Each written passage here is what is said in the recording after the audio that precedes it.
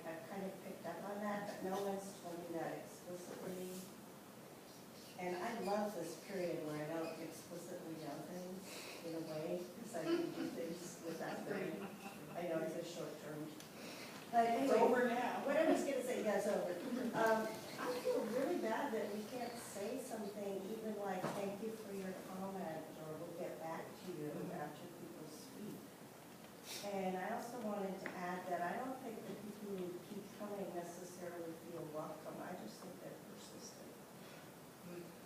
You know, and they really want to be there. Yeah, one of the things that I learned from the board president's workshop was we need an established set of, we should have established set of protocols in the sense of a handbook for how we engage. And that's that. Yeah, CSBA has a nice list of potential topics in there. And this is, it's a draft. I'm drafting it based on that workshop. I'd like everybody's helping accelerate the process. We're helping you. Feedback, which rules that you all think are important. I mean, the things you want to know. I mean, Randy, I can say that being new to the board, there are a lot of things I didn't know, and I still don't know, right?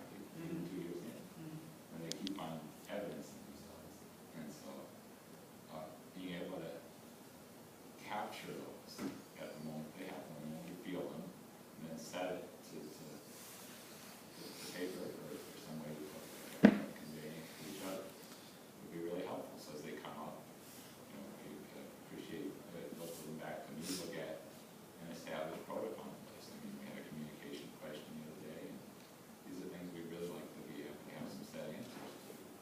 I think it's good for us as a system. We have agreements. You can always negotiate if they don't feel like it's working. So I think it's really important that we do that.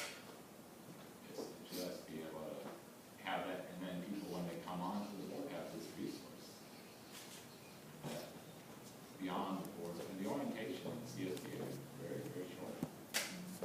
Feels incomplete. And so, I mean, I think this is important work. I'm struck with what Todd is saying, and having come on at the same time, we kind of have the same view of how we've all been watching this. I think the bigger thing is whatever we do, say, if we end up with like 3 or 4 things, we make sure that we practice it every meeting. That's what we're going to do. Okay, and it's all right. Hey, I didn't quite get that. Explain. It's okay to explain. Okay, which has been something that hasn't necessarily been so true in terms of why did you say that, or how does this help the body politic, etc. Being able to go, gee, this is what I was thinking, and this is why. That's okay. I mean, we get to do that when we're doing it, but we also have to be very careful that we afford that same privilege to everybody in the audience, which is the community end of this. And I was struck with this yesterday when we were doing ribbon cutting at the Kennedy thing. How many people were just going, wow, this is really positive. I'm going, well, yeah, what'd you expect? An awful lot of it is the message we send out, okay? And that's why this is not a bad thing. Rules of engagement don't bother me as long as we're doing it consistently and fairly, everybody engaged in it. Then we're providing service to the community and not being a problem.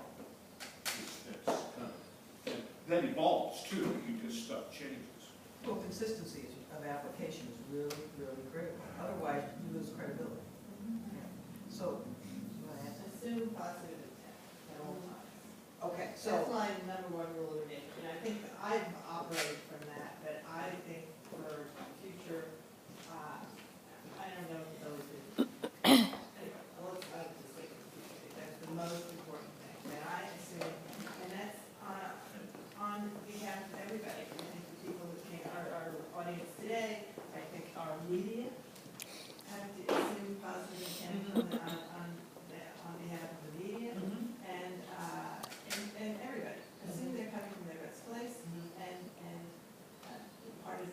possibilities, but listen for that positive intent and see where the alignment is. The disalignment may be around strategy, but it's not around intent. That's the real key, I think, in terms of being successful in engagement.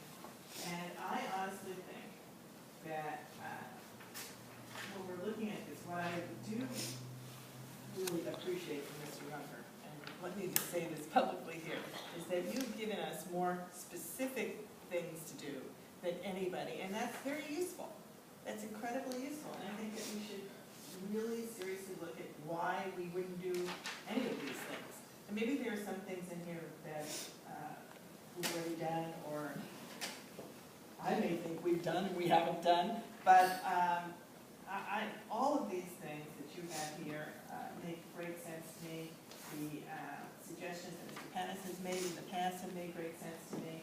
And I would just like us to have an opportunity, in terms of specific strategies, to look at each of these, figure out what the process would be to look at each of these and decide what we want to adopt. As people suggest to be able to see where they fit within the larger organizational priorities, appreciating staff capacity, I think that's Exactly. a big one. And then coming up with a sort of implementation. I mean, we get a lot of good suggestions. And one of the big problems has been actually finding the space to incorporate. Do you think that is why we haven't done some things? Because I don't agree with that. What do you think? I think that there's been excuses made for not doing certain things, otherwise why haven't we done them? That's why I said too directed. I mean, just like when you say assume good intentions, I'm thinking that's what I want to assume, but give me a reason to assume that. You know? Yeah. Sorry. Yeah, I kind of. I would just add, that assumptions are privilege. The what? Assumptions are privilege. Okay. And the good intentions of privilege, you have to be self-aware that our actions, our behaviors, our thoughts, our language, is it all consistently supporting that good assumption and that good intent? Because that's a whole package. What leads into assumption is everything we use to make judgments around assumption.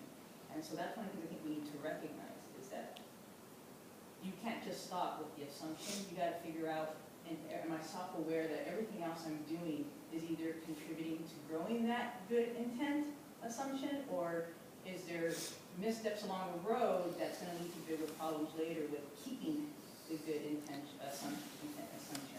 And it doesn't mean I'm doing what people want. It just means, am I building in the transparency, for the conversation to have discussion in a way that if my behavior is not consistent, I can explain where my rationale is coming so that somebody else doesn't fill in the blank.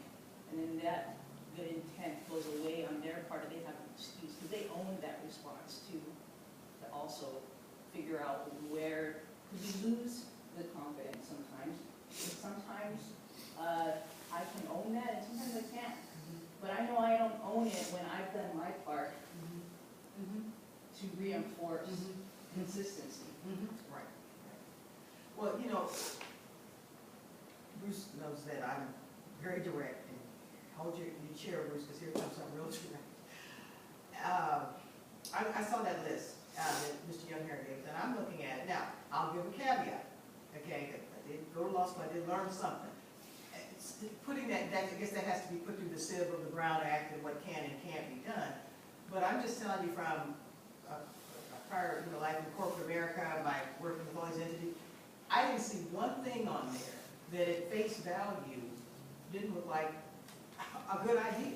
You know, now, once you go further, maybe there's reasons why, but you hit on a very important point.